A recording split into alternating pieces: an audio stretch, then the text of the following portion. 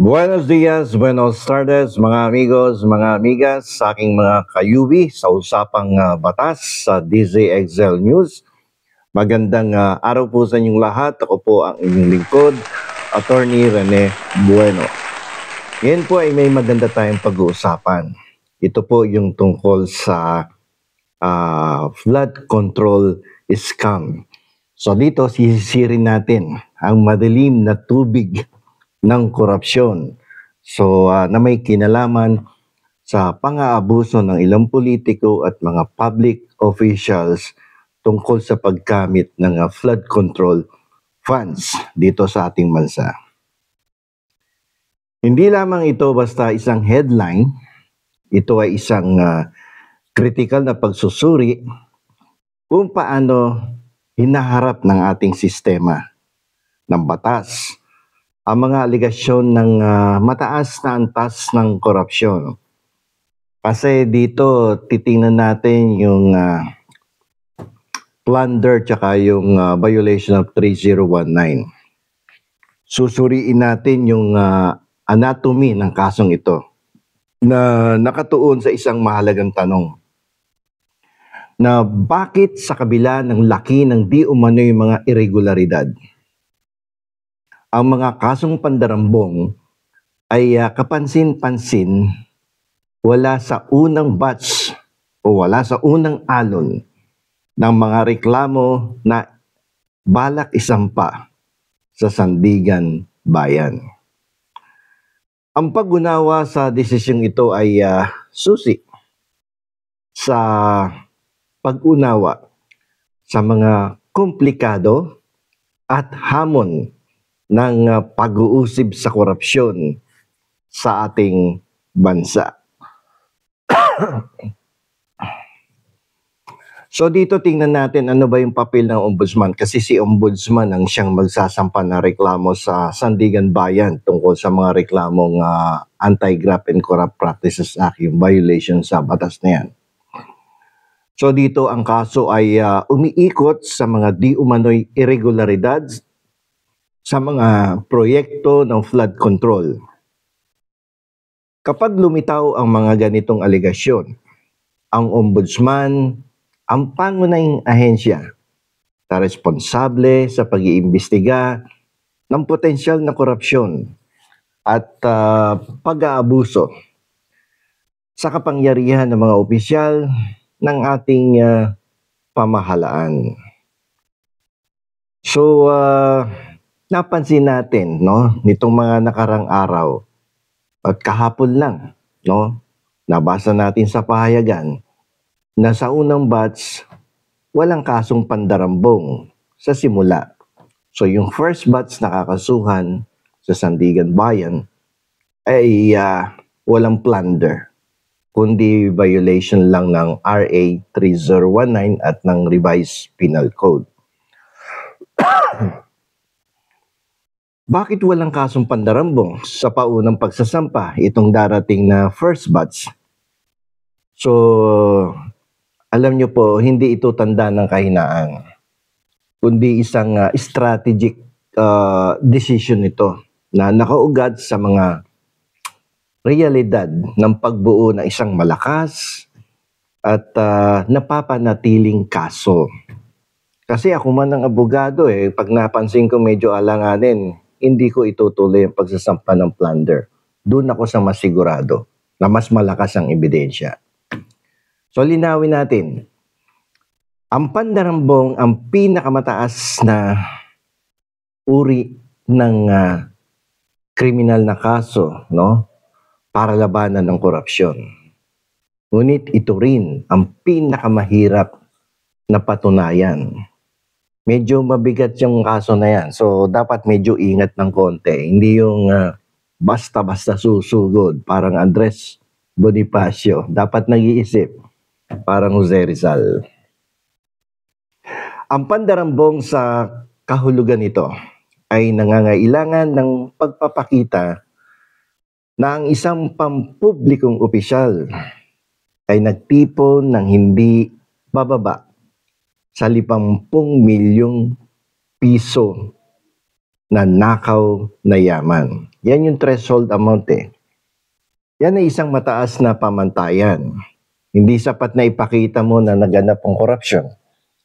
Dapat mong sukatin ang mga pinagbabawal na pakinabang na may konkreto at hindi mapapasubali ang ebidensya. Kita niyo yung nangyari kay Senator Jinggoy Estrada. Acquitted sa plunder. Mukhang minadali kasi yun eh. Okay, so ang mga paunang reklamo ay malamang na nakatuon sa mga lugar kung saan ang ebidensya ay mas madaling makuha at ang legal na landas ay mas direkta, mga paglabag sa administratibo, paglabag sa ethical na pag-uugali, at marahil na mga tiyak na pagkakataon ng panunuhol o kaya yung pandaraya. Ito yung mga bloke ng gusali. Pinapayagan nila ang mga investigador na magtatag ng isang pattern ng korupsyon. Sa pamamagitan ng pagpapatunay ng mas maliit na mga pagkakasala, maaari magpinta ang mga taga-usig na isang mas malawak na larawan ng sistematikong korupsyon na ginagawang mas madali upang ikonekta ang mga tuldok sa mas malalaking eksena. So, dito sa kaso ni Jinggoy, gagawin lang nating example si Jinggoy. Hindi nila kasi napagtugma-tugma eh. Hindi na-connect yung mga dots eh. No? Mula doon sa opisina ng Jinggoy, nag-endorso sa NGO, tapos yung pera nga naipon, na-amass, na-ill-gotten wealth, hindi na patunayan eh. So, na-acquit si Jinggoy doon sa plunder na kaso. Pero patuloy pa din naman yung ibang kaso in violation of RA 3019. Yung mga mas maliit na mga kaso ay maaaring gamitin bilang leverage upang hikayatin ang mga saksi na lumantad at magbigay ng mahalagang impormasyon tungkol sa mas malaking eksena ng pandarambong. So dito yung mga ari-arian, dapat nating subaybayan. Dapat kasi nakapulis yan, di ba? Yung mga naunang investigasyon ay maaaring makatulong na matukoy at i-freeze sa mga ari-arian na maaaring maiugnay sa korupsyon na pumipigil sa kanila na mawala. So far, marami nang inilabas na freeze order ang Anti-Money Laundering Council. At halos lahat ng under investigation katulad ni na Hernandez, ni na Bryce, ni na Alcantara, lahat yan. Na-freeze na yung mga assets nila. Kasi alam niyo yung pagsasampa ng kaso, parang pagtatayo ng isang bahay yan eh. Hindi ka nagsisimula sa bubong. Inilalatag mo muna yung pundasyon. Ang mga administratibo at kriminal na reklamo ay ang mahalagang pundasyon kung saan ang isang kaso ng pandarambong sa inaharap ay maaaring itayo. So dapat matibay yung foundation mo, di ba? Sa pagtatayo ng bahay eh. Makikita mo na yung paghuhukay tsaka yung laki ng mga bakal na inilalagay doon sa buhos, dapat talagang matibay, dapat makakapal para hindi siya basta-basta maguguho. Ganon din ang pagsasampa ng reklamo. Ang pagsasampa ng isang maagang kaso ng pandarambong ng walang sapat na ebidensya ay magiging isang mapaminsalang sugal.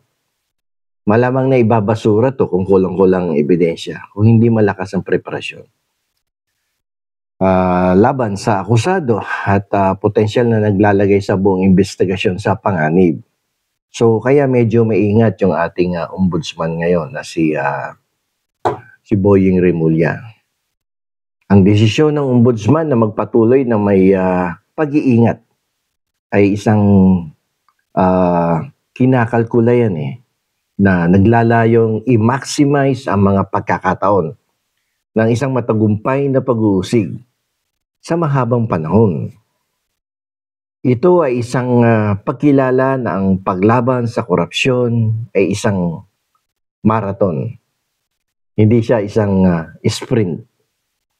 Hindi siya minamadali dapat. Kaya mga kababayan, huwag kayong maiinip, no? Na kung sino ang ikukulong, dapat next month may makakulong. Hindi basta ganun-ganon ang pagpiprepara ng isang kaso. So, matagal yan eh. Pero sa parte ng ombudsman, gusto niya nga madaliin. Pero we need to go through the process, the legal process. Baka mamaya may masagasaan tayong karapatan ng mga taong involved dito. Mahirap na. So, tingnan natin ngayon yung timeline, no? Sa pagdadala ng kaso na to. No? Papunta sa paglilitis doon sa Sandigan Bayan.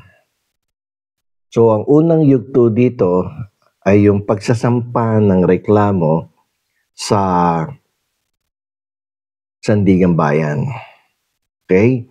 So, ang mga taga-usig, yung mga nandiyan dyan sa ombudsman ay magsasampa ng reklamo sa Sandigang Bayan.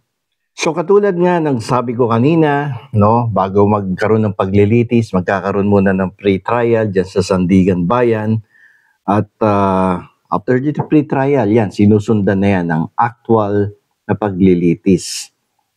So, masyadong komplikado kasi pag nagsampa ka ng kaso dyan sa Sandigan Bayan, no?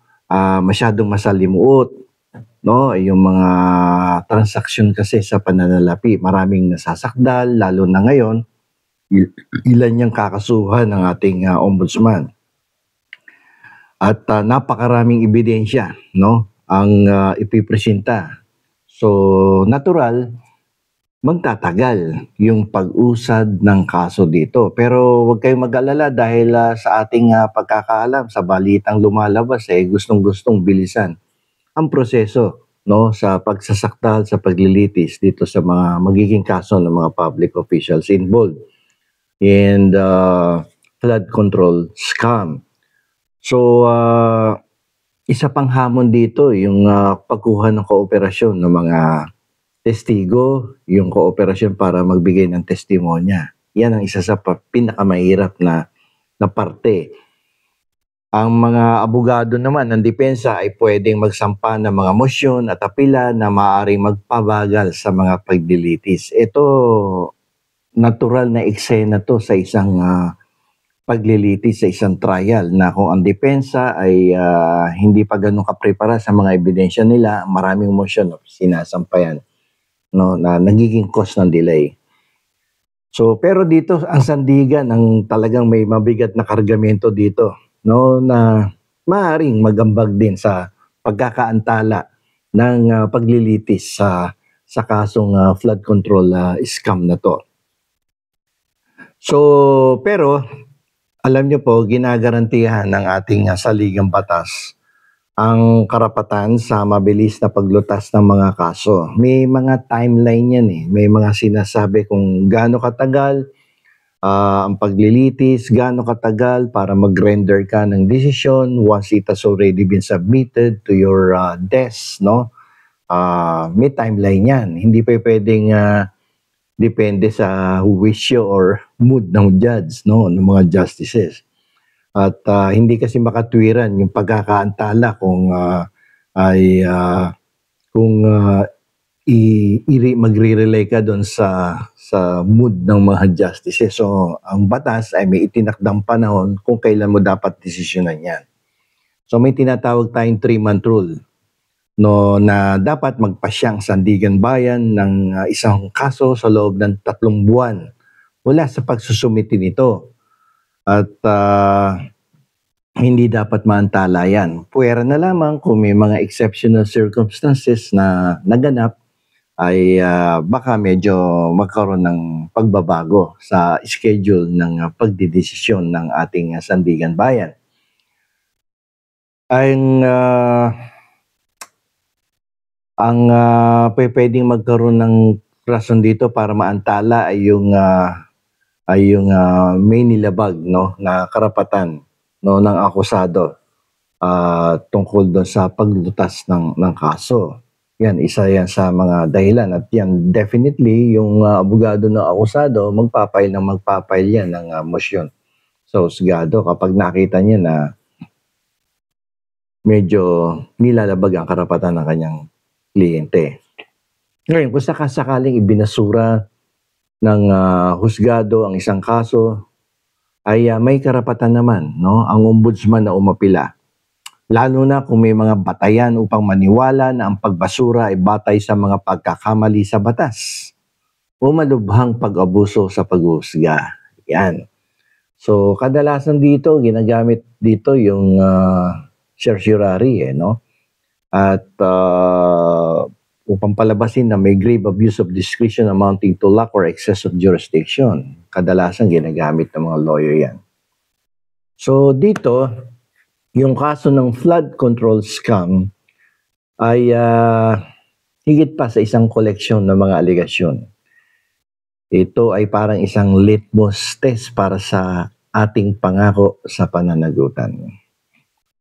Ang paunang kawalan ng mga kasong pandarambong ay hindi dapat bigyang kahulugan bilang isang tanda ng kahinaan, ngunit bilang isang patunay na merong integridad, no, at merong strategic, no, na diskarte ang ating kasalukuyang ombudsman. Kasi hindi ka dapat magpadalos-dalos dito at mamadaliin mo yung preparasyon ng complaint. Sigurado naman tayo na ang gulong ng hustisya ay talagang gugulong, no? At although medyo mabagal, ngunit dapat silang gumulong ng tiyak. Iba na yung sigurado kaysa doon sa alanganin. Ang kasong ito ay nagsisilbing isang malinaw na paalala na ang paglaban sa korupsyon ay isang mahaba at mahirap na labanan. Parang gera to na nangangailangan ng pasensya, pagtsatsaga, at walang humpay na dedikasyon sa panuntunan ng batas. Ito po ay isang labanan na dapat nating ipanalo upang pangalagaan ang integridad ng ating gobyerno at ang kinabukasan ng ating bansa. Ang resulta po ng kasong ito ay hindi lamang matutukoy ang kapalaran ng mga akusado, kundi pati na rin ang hugis ng pangunawa ng publiko sa hustisya at pananagutan sa Pilipinas.